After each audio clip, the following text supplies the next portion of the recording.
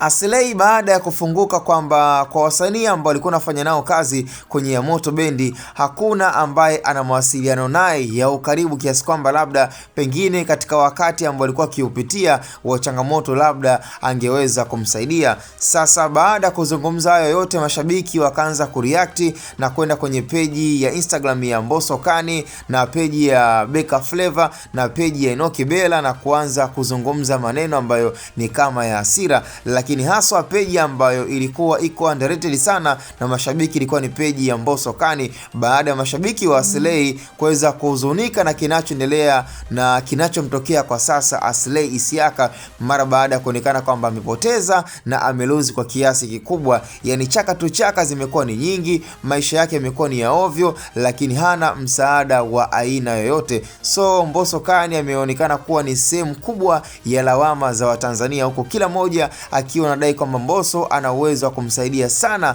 Aslay. Ni mtu ambaye pengine labda ingeonekana kabisa kwamba labda Aslay sio mtu ambaye alikuwa naye kwenye lebo ya Yamoto Bendi, basi labda Mbosso angeendelea kufanya harakati zake, lakini mtu ambaye wanafahamiana vizuri, wameishi vizuri na kwa miaka mingi wakiwa wako pamoja. So kumuona Aslay anateseka alafu Mbosso Kani ana enjoy ni jambo ambalo kidogo kwa Watanzania ni kama linawakereketa. Yani sawasawa kumuona Harmonize akiwa anateseka alafu Diamond anakula maisha. Kwa ni lazima watu wengi sana watatuma maneno ya kashfa na ya kukasirika kwa Diamond Platnumz, na ndio hicho ambacho kinamtokea pia Mbosso baada ya kuonekana kwamba yeye ni mtu ambaye alikaa sana na Aslay, lakini cha ajabu hakuna chochote ambacho kinachoendelea kwa Mbosso kumsaidia kaka yake Aslay ili mradi pia aweze kukaa sawa, kama ni kufanya naye collab, lakini pia kama ni kumsaidia kifedha ili mradi asipoteze kabisa na akaendelea kuishi vizuri katika soko la muziki.